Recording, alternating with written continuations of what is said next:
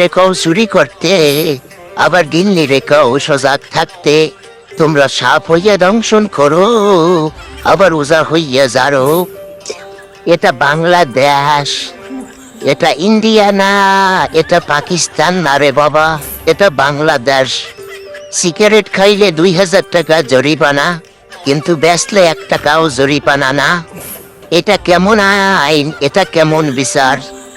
আমার কথা হচ্ছে, সিগারেট যদি নাই পাওয়া যায়, তাহলে বাবা কে কিনে খাবে আর কেন জরিমানা দিতে হবে? আগে সিগারেটের কোম্পানি বন্ধ করো, তারপরে যারা ব্যবসায়ী তাদেরকে বন্ধ করো। তাইলে আর কোথাও খুঁজে যখন সিগারেট খোরেরা সিগারেট না পাবে, একটা সিগারেটও খাবে না আর জরিমানাও দিতে হবে না।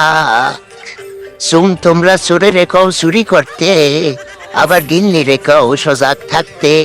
তোমরা সাপ হইয়া দংশন করো, আবার ওজা হইয়া যারো।